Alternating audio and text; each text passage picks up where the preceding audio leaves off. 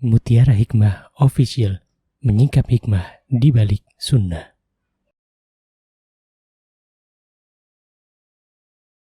Salurkan donasi terbaik Anda untuk mendukung dakwah Mutiara Hikmah Official.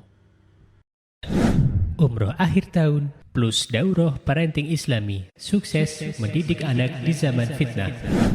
Bersama Ustadz Hanan Yasir MA, Ustazah Imro'atul Azizah, 2 kali sholat Jumat. Kelas daurah parenting setiap hari. Konsultasikan dan daftarkan diri Anda sekarang juga.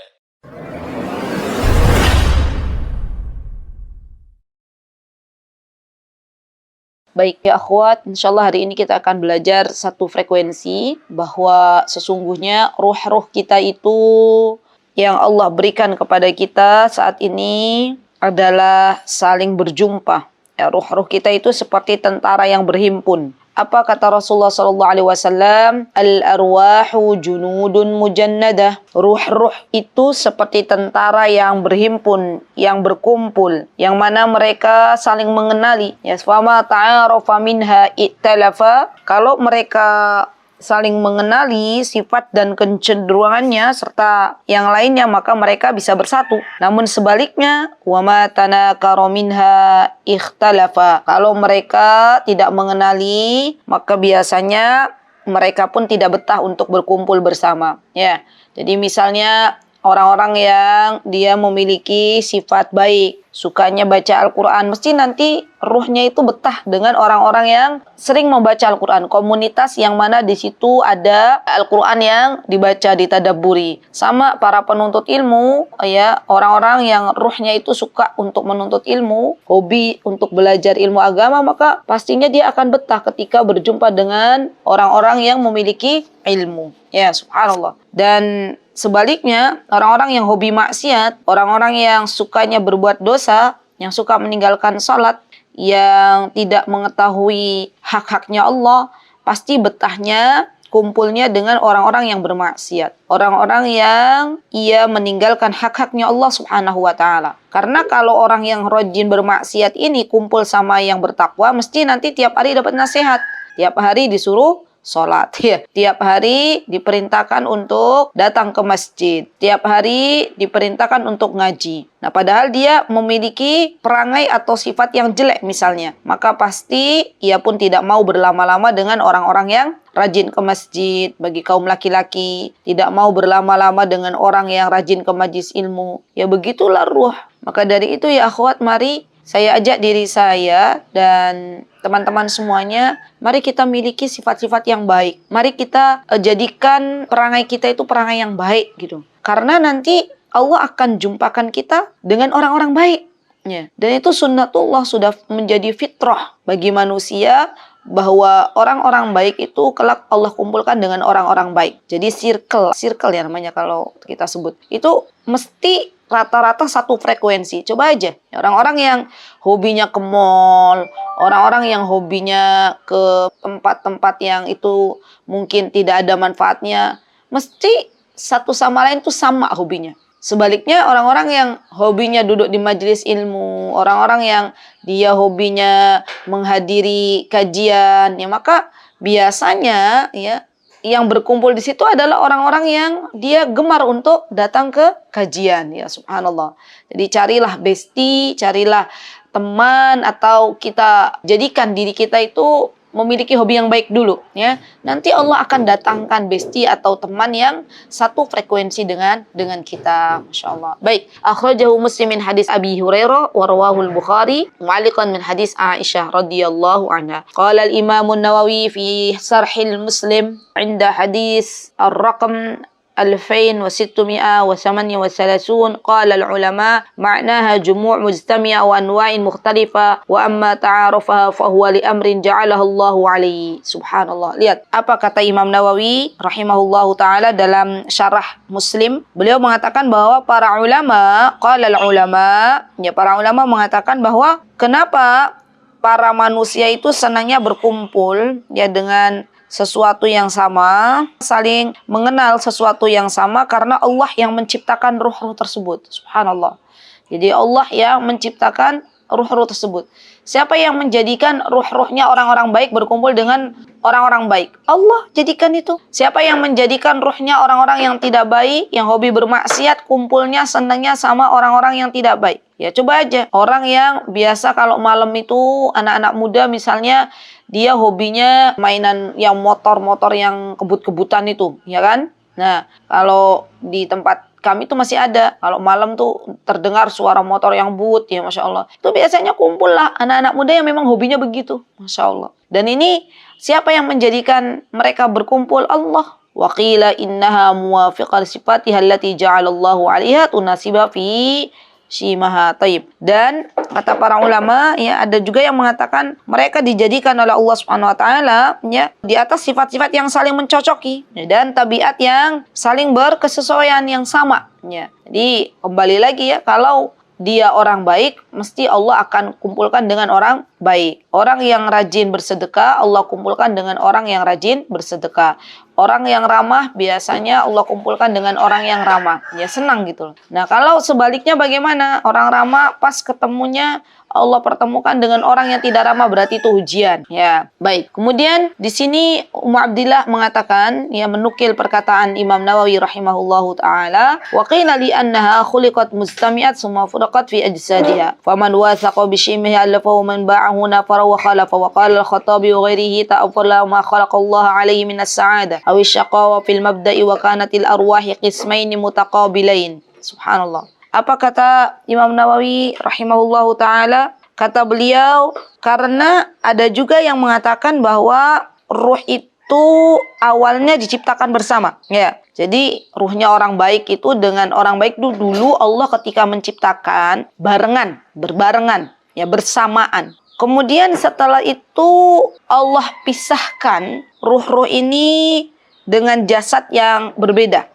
Ya, jadi dulu ruhnya diciptakan sama, namun kemudian Allah pisahkan dengan jasad yang berbeda. Sehingga yang mencocoki tabiat, ya pasti dia akan bersatu lagi. Karena dulu pernah berjumpa, dulu pernah bertemu. Ya. Dan itulah hikmahnya, ya kenapa subhanallah akhirnya yang satu frekuensi itu bisa berkumpul. Masya Allah ya. Ya karena memang dulunya diciptakan bareng, kemudian dipisahkan karena perbedaan jasad, ya subhanallah. Nah, di sini ya akhwat, Al-Khatib Al-Baghdadi rahimahullahu taala, beliau berkata, apa kata Khatib Al-Baghdadi? Kata Al-Khatib Al-Baghdadi bahwa subhanallah, kata beliau, persatuan antara ruh-ruh itu adalah kebahagiaan, ya, atau sebaliknya akan membawa kesengsaraan. Subhanallah. Dan ruh itu terbagi menjadi dua, ya, qismain. Seperti apa? Yang pertama, kata Syekh, mutaqabilain. Subhanallah. Ruh itu ketika terbagi menjadi dua, pertama saling berlawanan. Ya, jika jasad-jasad itu saling bertemu di dunia, mereka pasti akan bersatu, ya. Dan biasanya, ya subhanallah, orang yang baik, kata Syekh di sini, akan berjumpa dengan orang yang baik. Sebaliknya, wal asyror ilal asyror. Dan orang yang jahat akan berjumpa dengan orang yang jahat atau yang tidak baik. Jadi ada dua ruh, maksudnya adalah ruh yang baik dengan ruh yang tidak baik. Nah, ruh yang baik ini akan mencari kawannya yang satu frekuensi. Kemana? Kepada orang yang baik. Ya, maka jadilah orang baik dimanapun kita berada. Kapan? Sampai Allah mencabut nyawa kita. Karena sebenarnya menjadi orang baik itu manfaatnya bukan hanya untuk orang lain ya, tapi terlebih-lebih kepada kita. Ya, jadi kalau kita berbuat baik, kalau kita senang kebaikan, pasti Allah akan datangkan teman-teman yang baik. Itu adalah sunnatullah. Sebaliknya kalau ada seseorang yang berbuat keburukan, yaitu bukan hanya mendolimi orang lain, tapi juga ternyata mendolimi diri sendiri. Kenapa? Karena nanti ruhnya tersebut akan jumpa dengan orang-orang yang tidak baik. Dan masalahnya, ya kalau kehidupan di dunia ini hanya sebentar dan tidak untuk kebaikan, maka hanya kerugian yang akan kita dapatkan. Ya subhanallah. Dan tetap kita berdoa kepada Allah ya akhwat, agar Allah berikan kepada kita teman-teman yang baik. Karena sesungguhnya teman-teman yang baik itulah yang akan menolong kita dari jurang kemaksiatan. Teman yang baik itu adalah teman yang menasihati kita manakala kita berada pada tahap ya sedang jauh dari Allah Subhanahu wa taala. Teman yang baik itu adalah teman yang bersama-sama memiliki visi dan misi untuk memasuki surganya Allah Subhanahu wa taala. Itulah teman-teman yang baik. Baik. Wa fil misal, ya, ini ada dalam sebuah permisalan apa? Di sini disebutkan subhanallah, biasanya wa kullu man syakalahu yarghab, biasanya orang yang memiliki persamaan bentuk dengan orang lain maka dia akan mencintainya. Subhanallah. Maksudnya ada orang sifatnya itu suka menolong, ya misalnya. Mesti banyak orang yang mencintainya juga, ya. Dan di situ akhirnya terjadilah saling menolong. Atau teman-teman di Indonesia ini kan ada juga tuh orang-orang yang hobi untuk bersedekah Jumat. Biasanya kan nanti kumpul ketemu. Ya. Jadi bareng-bareng untuk membagi nasi bungkus misalnya ya. Subhanallah. Siapa coba yang mengumpulkan antara orang-orang yang suka bersedekah di hari Jumat? Allah. Allah pertemukan itu. Karena memang dia hobi. Dia senang. Dia mendapatkan kesenangan ketika bisa mengeluarkan hartanya. Dan kebahagiaan itu ternyata ya akhwat didapatkan di antaranya adalah ketika kita memberinya. Maka ada kebahagiaan yang Allah munculkan di dalam jasad kita, dalam diri kita. Ya. Jadi orang yang suka memberi biasanya senang kumpul dengan orang yang suka memberi. Subhanallah. Ya. Orang yang biasanya suka untuk berkumpul dengan majelis ilmu, maka ia pun senang ketika memiliki kawan yang kawannya itu rajin datang ke majelis ilmu. Jadi saling mencintai. Subhanallah. Kemudian permisalan lain kata Syekh, wa misalul akhar kata Imam Nawawi, inna tuyur ala ashkaliha taqa. Sesungguhnya burung-burung itu subhanallah kalau mereka itu sedang dalam keadaan tidak terbang, mereka itu sama bentuknya. Jadi mereka bisa mengenali kawannya. Oh, ini burung emprit misalnya. Nanti kumpulnya tuh sama burung emprit gitu. Oh, ini burung puter ya. Maka kumpulnya sama yang sejenisnya burung puter ya. Subhanallah ya akhwat. Itulah sunnatullah. Jadi tanpa kita sadari bahwa sesungguhnya ruh-ruh kita itu saling mengenali. Subhanallah, subhanallah. Coba saja cek siapa orang-orang yang ada di sekeliling kita. Kalau orang-orang yang ada di sekeliling kita adalah orang baik, maka bersyukurlah kepada Allah Subhanahu wa taala dan teruslah meminta kepada Allah agar kita diberikan keistiqomahan untuk menjadi orang baik ya. Dan sebaliknya kalau ada di sekitar kita itu misalnya orang-orang yang tidak baik, maka bermuhasabah ya, bermuhasabah, evaluasi diri, mungkin kita masih ada yang perlu kita perbaiki.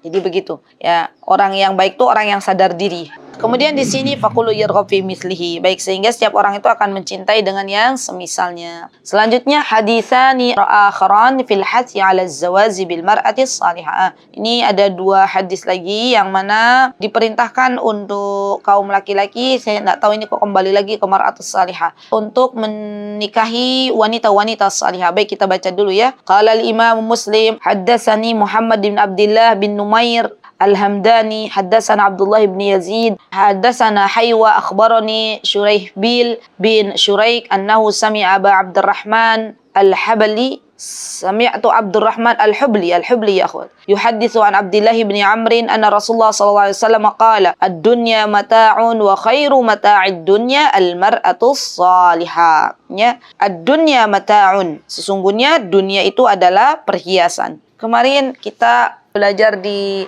teras Al-Quran. Belajar di teras Al-Quran bahwa ternyata yang namanya perhiasan, ya, pandangan itu adalah sesuatu yang membuat mata kita itu terkagum-kagum gitu ya. Itu perhiasan. Ya, kita lagi bahas waktu itu qurrata a'yun. Ya. Jadi a'yun itu kan berasal dari pandangan, dan pandangan itu biasanya tertuju kepada sebuah perhiasan, sesuatu yang indah. Gitu. Nah, berarti manusia ini memang Allah jadikan, terutama wabil khusus para wanita, dijadikan indah untuk dipandang. Maka dari itu yang namanya wanita itu disebut sebagai perhiasan. Subhanallah. Dan sebaik-baik perhiasan dunia adalah wanita salihah. Kenapa ya akhwat? Wanita salihah adalah sebaik-baik perhiasan dunia karena wanita salihah ini tahu ya, ketika dia menjadi istri, dia tahu kewajiban-kewajibannya ya. Ketika dia menjadi istri, dia tahu hak-hak suaminya. Ya. Ketika dia menjadi seorang anak perempuan bagi kedua orang tuanya, dia menyenangkan kedua orang tuanya, tidak membuat orang tuanya sakit hati misalnya. Dia tahu hak-haknya Allah Azza wa Jal. Ya subhanallah. Dan inilah wanita salihah. Jadi wanita salihah itu perhiasan yang paling mahal ya akhwat. Subhanallah. Dan ketahuilah bahwa sesungguhnya perhiasan yang termahal adalah wanita salihah. Maka dari itu jadilah kita semuanya wanita-wanita salihah. Karena wanita salihah ya sudah disebutkan oleh Rasulullah SAW sebaik-baik perhiasan dunia. Ya, nanti kita akan mengetahui seperti apa ya keutamaan dari wanita solihah itu sendiri. Masya Allah. Pertama, ketika suaminya melihatnya, maka ia enak dipandang, menyenangkan. Nah, ini termasuk mar'atus salihah. Kemudian ketika diperintah, ia mentaatinya. Dan ketika suaminya tidak ada, dia pandai menjaga diri. Nah, ini termasuk mar'atus salihah. Masya Allah ya. Sebaliknya bagi yang belum punya suami, bagaimana dia bisa menjaga dirinya? Subhanallah, dia mentaati kedua orang tuanya dalam hal-hal yang ma'ruf. Ini juga termasuk dari sifat atau bagian wanita-wanita salihah. Masya Allah. Dan ketahuilah bahwa di antara kebahagiaan seseorang ketika Allah karuniakan baginya istri yang salihah. Ya, atau ketika Allah karuniakan baginya wanita salihah. Ya, ini bentuk dari kebahagiaan. Masya Allah. Dan termasuk di antara wanita salihah ya akhwat adalah wanita yang dia memiliki pengetahuan tentang agama. Ini juga termasuk wanita salihah. Kenapa? Karena ketika dia tahu tentang agama yang ia pegang, maka ia pun akan menjadi orang yang senantiasa membuat Allah ridha gitu loh. Dan ketika tujuan hidupnya ia jadikan agar Allah ridha, maka sejatinya manusia pun akan mencintainya. Subhanallah. Baik.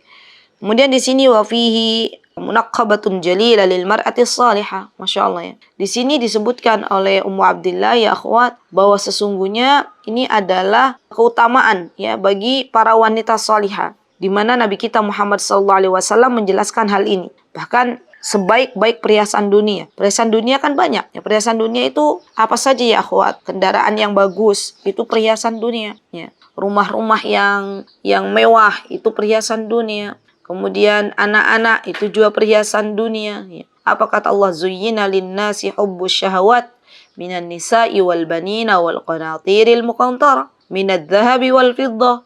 Emas dan perak itu juga termasuk perhiasan dunia. Siapa yang nggak suka emas bagi para wanita? Pasti semua suka. Ya. Siapa yang nggak suka perak? Semua suka. Harta itu juga perhiasan dunia. Dan ternyata sebaik-baik perhiasan dunia adalah wanita salihah. Wanita salihah ini kalau dikasih harta dia tahu kemana dia harus mengeluarkan. Subhanallah. Baik. Kemudian di sini disebutkan oleh Ibnu Hibban di dalam Al-Ihsan ya disebutkan bahwa dari Sa'ad bin Abi Waqqas ya min hadis Sa'ad bin Abi Waqqas, ini seorang sahabil jalil ya akhwat, Sa'ad bin Abi Waqqas. Teman-teman boleh belajar tentang Sa'ad bin Abi Waqqas karena beliau tuh memiliki keutamaan sendiri.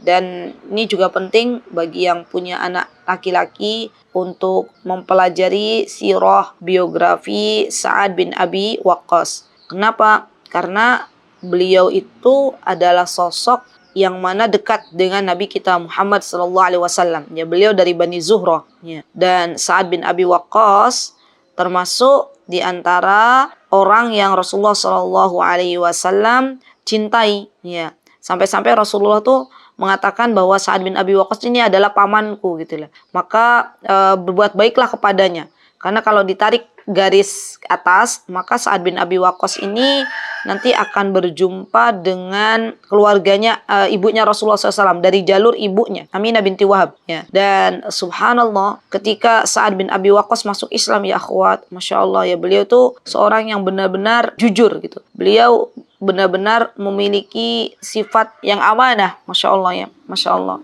Jadi beliau luar biasa, Masya Allah. Dan beliau sekalinya sudah masuk Islam, beliau tinggalkan apa-apa yang pernah beliau lalui. Jadi Masya Allah ini orang-orang yang berhijrah totalitas. Masya Allah. Sampai-sampai waktu itu ibunya Sa'ad bin Abi Waqqas menghalang-halangi ya Sa'ad bin Abi Waqqas dari masuk Islam Namun Sa'ad bin Abi Waqqas lebih mencintai Allah dan Rasulnya. Apa kata Sa'ad bin Abi Waqqas? Wahai ibu, Masya Allah ya, andai engkau memiliki 70 nyawa yang keluar satu demi satu, kata Sa'ad bin Abi Waqqas, maka aku tidak akan meninggalkan agamaku untuk selama-lamanya. Masya Allah. Jadi memang beliau tuh hijrahnya totalitas, ya, nggak setengah-setengah.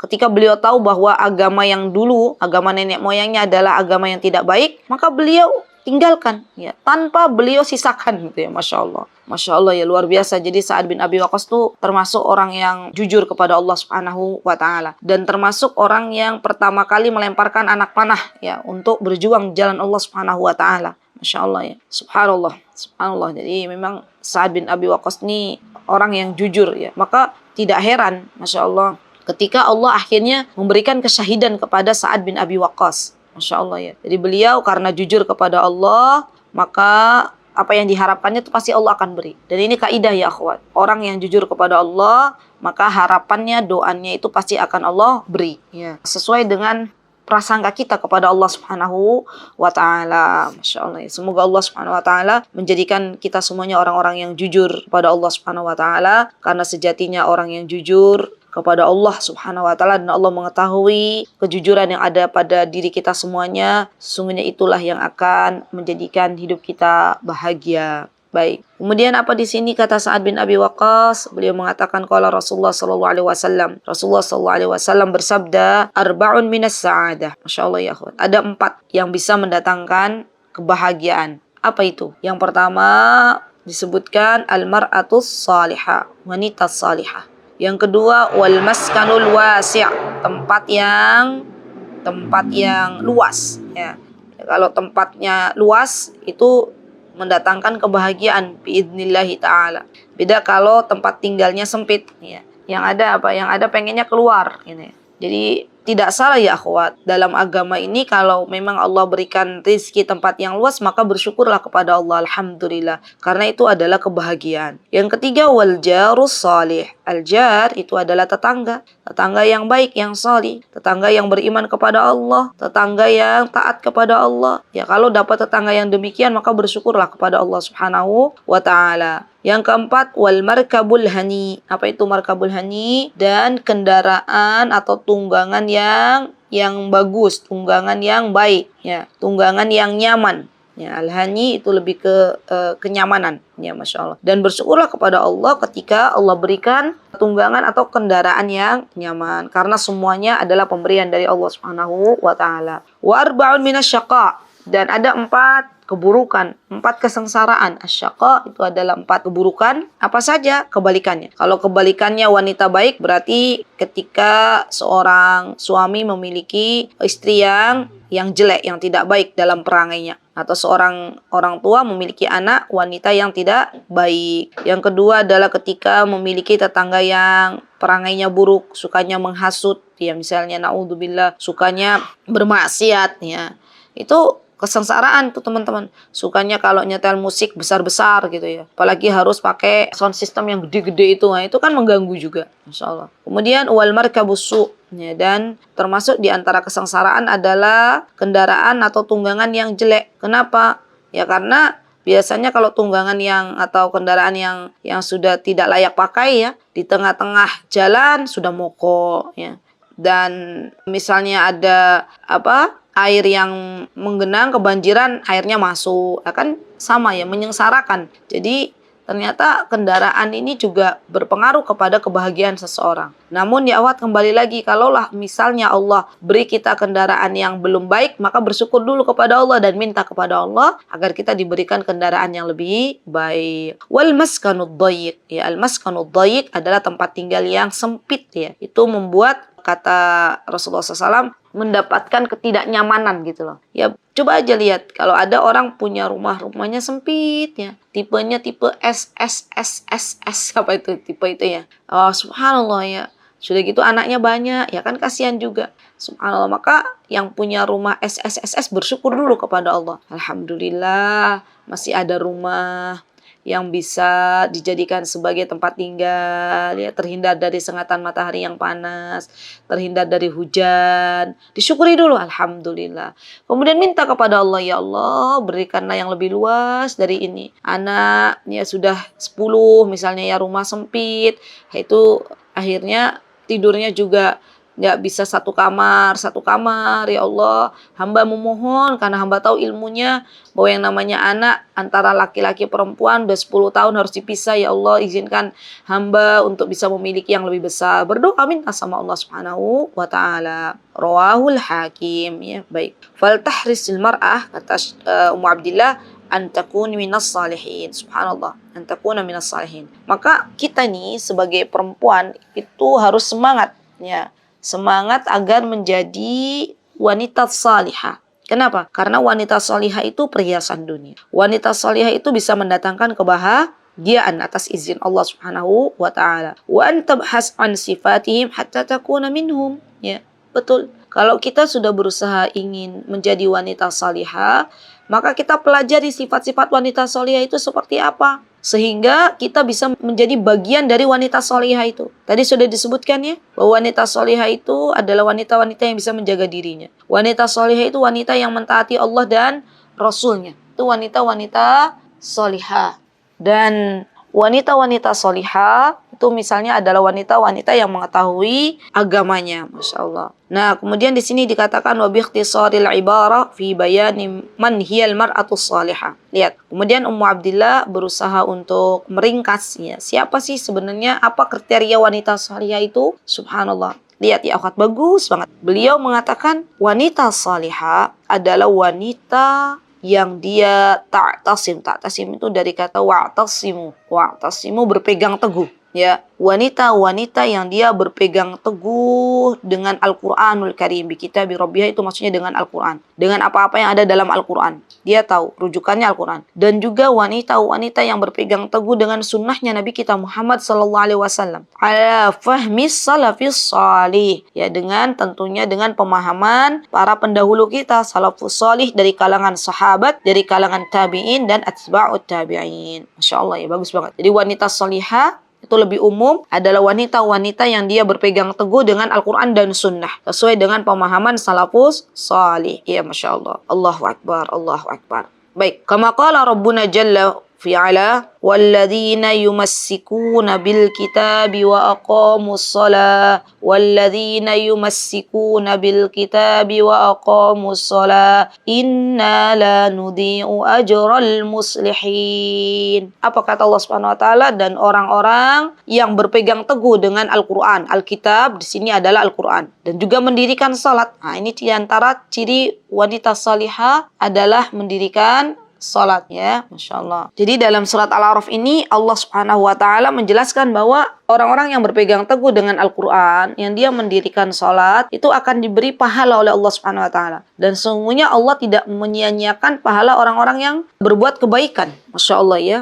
Ajral muslihin adalah orang-orang yang berbuat kebaikan. Dan orang-orang yang berbuat baik itu adalah orang-orang yang mendirikan salat. Lihat, di sini bukan hanya mengerjakan salat, tapi dia tahu hak-haknya salat itu apa. Ya, paham ya bagaimana rukun-rukun salat. Apa saja syarat wajib salat. Jadi wanita solihah bukan hanya sekedar mengerjakan salat, menggugurkan kewajiban, tapi tidak seperti itu. Tapi dia berusaha untuk memahami isi bacaan salat. Dia berusaha mengetahui lebih dalam lagi siapa yang memerintahkan sholat, apa keutamaan sholat itu sendiri, apa hukumannya kalau meninggalkan sholat. Dan dia mengetahui betul, ya, bahwa sholat itu adalah sebuah prioritas. Nah, ini wanita salihah. Jadi bukan cuman mengerjakan selesai. Ya, baik. Wa ilallahil mustaqi min dawil jash farubbama taqaddamu lil binti sunni taqi fayarud li annahu laysa 'indahu shahada wa baqa ahadul aba 'inda ibtihala ma ra'aha misra 'ala az-zawaj bidzalika al-khatib as-sunni wa qala laha uridu maslahatak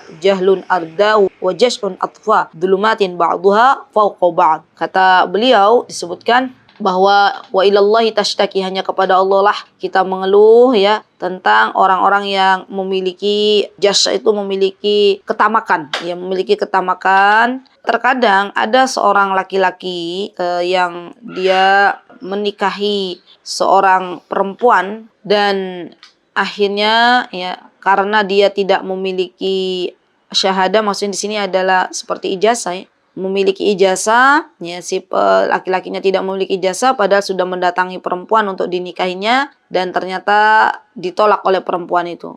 Ya, maka ini Ummu Abdillah cerita loh. Maka biasanya seorang ayah ini dia akan menangis ya ketika melihat perempuannya atau anaknya tidak mau dengan laki-laki ini. Ya, Masya Allah. Jadi intinya kata Ummu Abdillah bahwa sesungguhnya yang menjadi patokan itu bukan karena ijazah saja, bukan karena pendidikan saja, tapi lebih dari itu harusnya dilihat dari agama. Wasidqun Nabi sallallahu alaihi wasallam idh yaqul inna ahsaba ahli dunya alladhina yadhhabuna ilaihi al-mal. Akhrajahu an-Nasa'i an Buraidah ibn al-Husayb radhiyallahu anhu wa sahhahu al-Walid rahimahullah fi Sahihil Musnad. Baik, Rasulullah SAW pernah memberitahukan kepada kita ya akhwat ketika beliau bersabda, apa kata beliau? Kata beliau, inna ahsaba ahli dunya.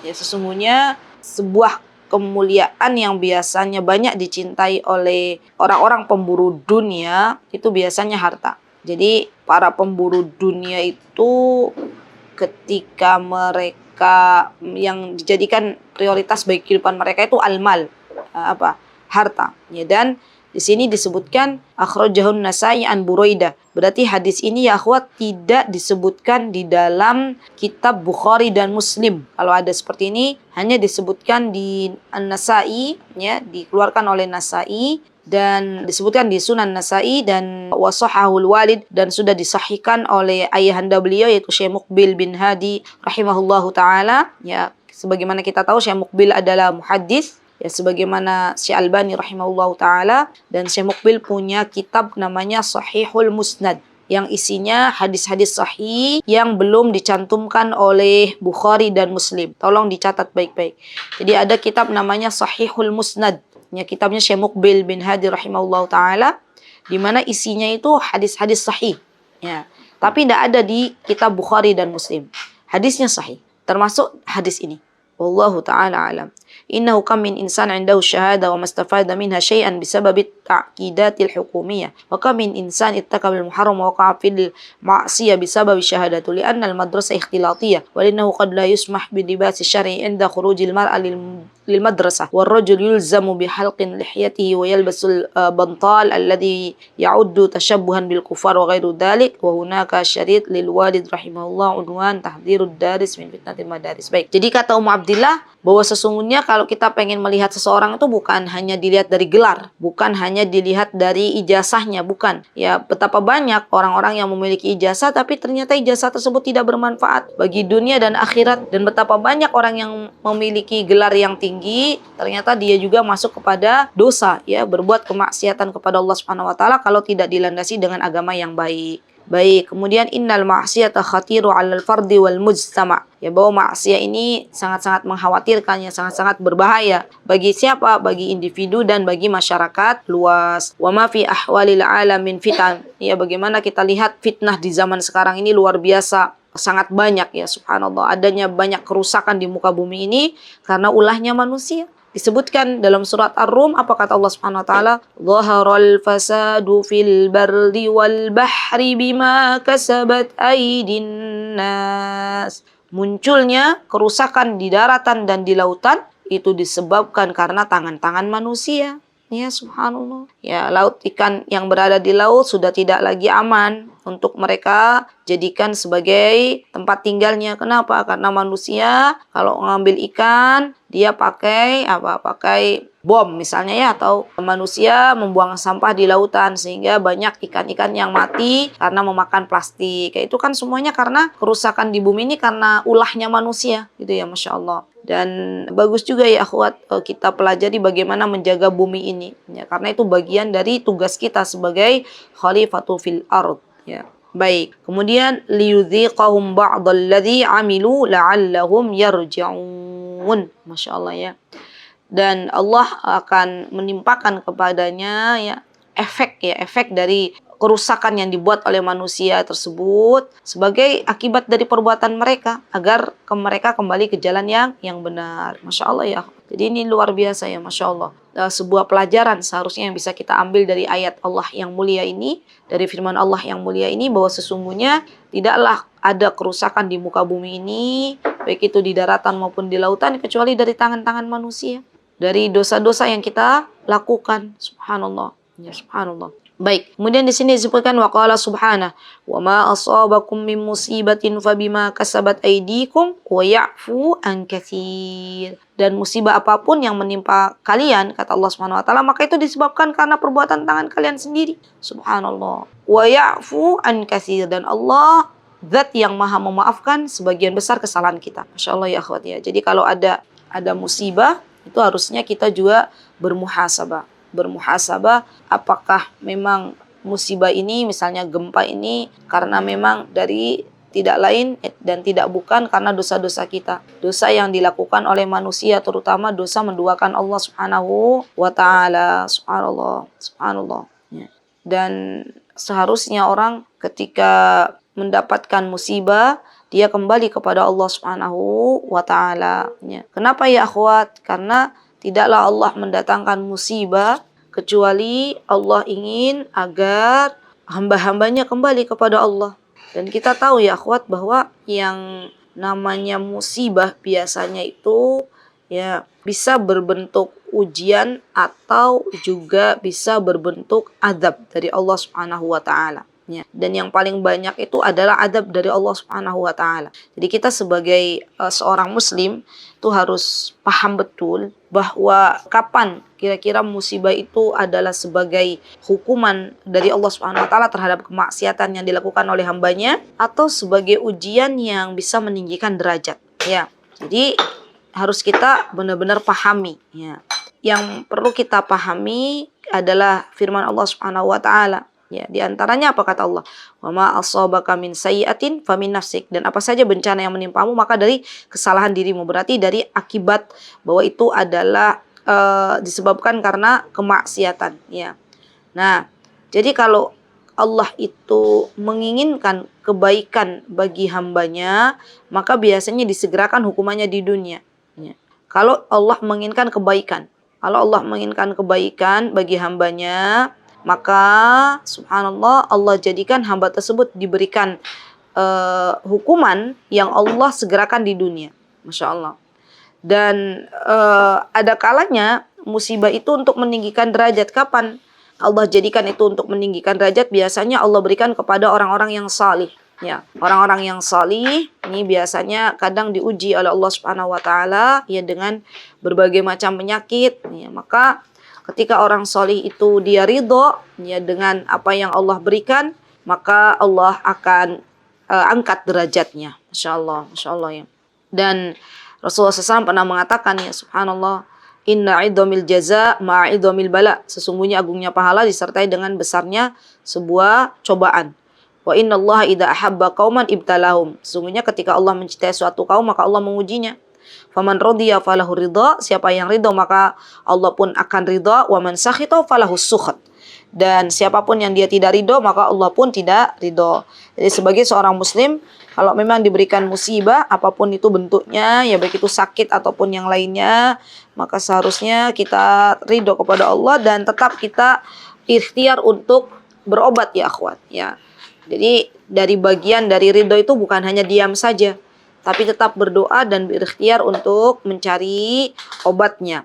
Karena kata Rasulullah SAW, tidaklah Allah menurunkan sebuah penyakit kecuali Allah menyediakan obatnya. Kemudian di sini disebutkan wa bisababi maksiatin wahid akhrajal abawan Adam wa Hawa minal jannah. Subhanallah. Dengan sebab maksiat satu saja, apa maksiatnya yang dilakukan oleh ibunda Hawa, maka akhirnya kedua orang tua kita, abawan yaitu kedua orang tua kita, Nabi Adam dan ibunda Hawa ya, dikeluarkan oleh Allah Subhanahu wa taala dari surga. Coba lihat ya akhwat, kalau kita cerna lagi, sebenarnya kemaksiatan apa sih yang dilakukan oleh ibunda Hawa? Kemaksiatan dari makanan, iya enggak? Jadi dosa yang dilakukan pertama kali oleh ibunda Hawa itu ya, itu berasal dari makanan. Kan Allah melarang tuh, Allah sedang menguji mereka. Allah menguji jangan dekati buah itu gitu ditunjuk ya.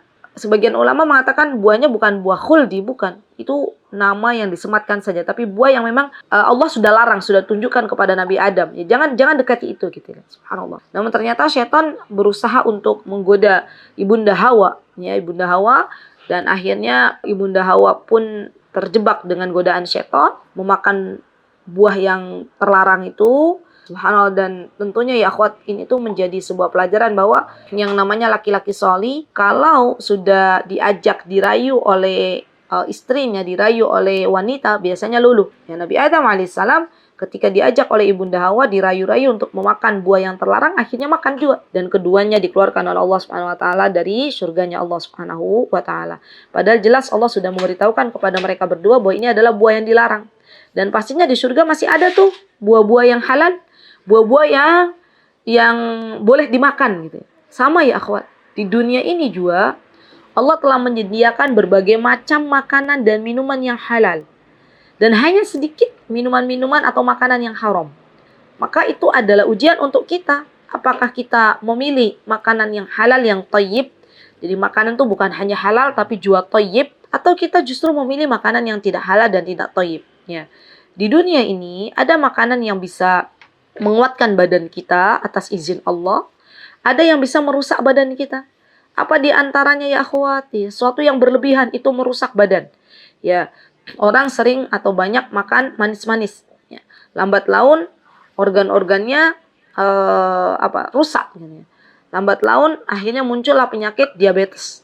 Dan itu seharusnya kita berpikir, oh berarti sesuatu yang kita makan yang berlebihan, contohnya tadi yang manis-manis itu tidak baik. Kenapa? Karena menyebabkan badan kita lemah. Ya sudah, kita jauhi. Untuk apa ya akhwat? Agar kita diberikan kekuatan badan oleh Allah Subhanahu wa taala. Karena badan ini, jasad ini adalah amanah dari Allah Subhanahu wa taala. Apa yang kita masukkan dari berbagai macam makanan, itu semuanya akan ditanya oleh Allah Subhanahu wa taala. Maka makanlah yang baik, yang halal, dan minumlah yang baik dan halal. Baik. Walihada yajibu fawran at-taubatu waruju' ila Allah ta'ala. Wa la yajuzu an tu'akhir tarfatu 'ain. Subhanallah. Di sini disebutkan, maka bersegeralah bertaubat kepada Allah Subhanahu wa taala selagi masih ada sisa-sisa usia ya akhwat. Dan janganlah kita menundanya walaupun hanya sekejap mata. Tarfatu 'ain itu sekejap mata. Ada zikir ya Hayyu ya Qayyum birahmatika astaghiitsu aslih li sya'ni kullah. Wala takilni ila nafsi tarfat ain. Ya Allah, jangan tinggalkan hamba walaupun dalam sekejap mata. Ya, jadi kita tuh membutuhkan pertolongan Allah Subhanahu wa taala. Kalau ada keinginan untuk bertaubat, maka segeralah bertaubat. Ada keinginan untuk hijrah dari makanan yang tidak baik ke makanan yang baik, bersegeralah ya. Ada keinginan untuk memakan makanan yang lebih sehat, maka bersegeralah ya. Ingat, dosa yang pertama kali dilakukan oleh Ibunda Hawa itu berasal dari makanan yang terlarang. Baik, maka Allah Subhanahu wa taala menyebutkan dalam surat Tahrim, ya ayyuhalladzina amanu tubu ilallahi taubatan nasuha. Wahai orang-orang yang beriman, bertaubatlah kepada Allah Subhanahu wa taala dengan taubat nasuha. Ya, dan kita paham taubat nasuha itu seperti apa. Baik. Insyaallah sampai di sini ya materi. Saya janji kemarin hari Kamis ada tanya jawab di hari Sabtu. Insyaallah sampai insyaallah kita lanjutkan dengan tanya jawab. Nanti insyaallah di pekan berikutnya kita belajar tentang apa itu ilmu nafi, ilmu yang bermanfaat. Ya, semoga Allah Subhanahu wa taala memberikan kepada kita usia sehingga kita bisa berjumpa lagi di pekan berikutnya. Jazakumullahu khairan ya akhwat untuk kehadirannya. Barakallahu fikunna jami'an.